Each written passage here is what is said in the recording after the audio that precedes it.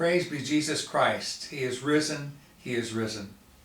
Today is Tuesday of Easter week, and we encounter in the gospel today the beautiful image of Mary Magdalene being the apostle to the apostles. Listen to these words, which are just a few from the gospel for today. Mary Magdalene went to the disciples. "I have seen the Lord," she announced. Then she reported what he had said to her. Mary Magdalene has a unique place in the life of the church as the one who announced to the apostles that the Lord had been risen and that she had seen the Lord. That's our desire always, to see the Lord. And during this time of the coronavirus, that might seem difficult at times because we are accustomed to meeting the Lord when we gather at church, when we gather to pray with a community of believers. I want today to reflect a little bit about the way in which we are having to meet the Lord, if you will, during the lockdown. I was very pleased to see that over 1,500 people looked on to our Facebook video of the Mass that we celebrated here at St. John's. And it's a sure sign that people do want to meet the Lord and to see the Lord. And of course, videotaping and live streaming Masses is nothing new. For many years it's been done, of course, in nursing homes where people are unable to get to Mass. We watch papal Masses when the Pope makes special trips to different countries.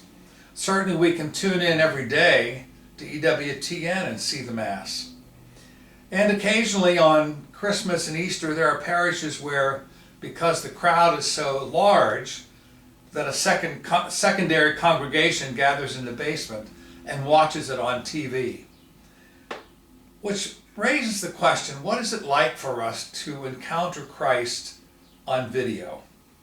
That's certainly the way in which the world now is encountering the liturgy of the Word, the liturgy of the Eucharist, the encounter with the worship that we are so familiar with.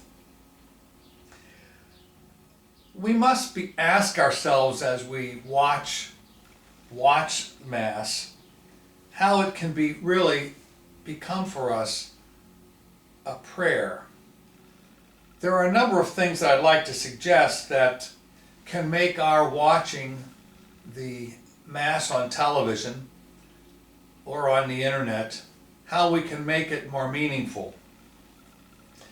First, I think it's helpful that we put ourselves in the position of prayer, that we are tuning into the Mass not like we tune into the latest Netflix movie, but that we really want to enter into a relationship with Christ, that we really want to be in His real presence, because we are convinced as Christians that in the words of Jesus, who said, "Where 2 or 3 are gathered in my name, there am I in their midst." So we want to acknowledge our unity with Christ, the presence of Christ, even as we gather to observe Christ's mysteries of the Eucharist celebrated on television, on a video screen. To prepare for that, to read the Scriptures before the Mass time begins. And while we're doing this watching of television, there's a couple things that we can easily find distracting for us. I must confess, this past week when I was watching the Good Friday services that the bishop broadcast from the crypt of the cathedral, I was sitting at my computer, and so I found myself shuffling papers around my desk and looking at this and looking at that and being somewhat distracted with one eye on what was happening on television. So how do we watch Mass in a way that is prayerful? Prepare, as I've mentioned. Avoid distractions. Clear off your desk. Turn off your iPhone. Perhaps light some candles that are symbols of Christ and his light for us. Certainly I would suggest that you get out of your jammies and not hold your coffee cup there and pretend that you are just getting out of bed and you're going to try to get this done as quickly as possible. Make it a time of prayer. Make it a spiritual moment. And we've all been taught a lot in the last few weeks about the importance of a spiritual communion. We've made that available online. It's available wherever you can explore on the internet. The spiritual communion, a beautiful prayer that unites us while we are not able to be present to Christ in the act itself of celebrating the Eucharist.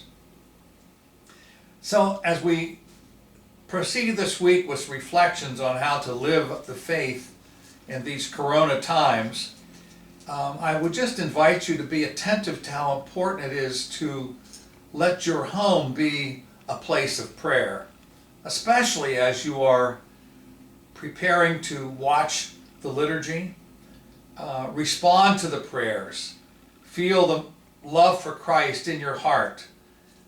You are wanting to get behind the visual scene and to really experience Christ who is present to us. So that's what I want to share with you today, and probably we'll talk a little bit more about that later in the week as we prepare for next Sunday. Also, as the weeks go on, or as the days go on this week, I will be talking about another important way to pray, and that is, of course, praying the Rosary, which will put us as a family in union with the life, death, and resurrection of Christ. So I thank you for taking some time, if you tuned in to our Mass on Sunday, for participating with us. Encourage you to stay faithful to your prayer life, realizing that where 2 or 3 are gathered in his name, he is there in your midst. The Lord is risen. Alleluia, alleluia.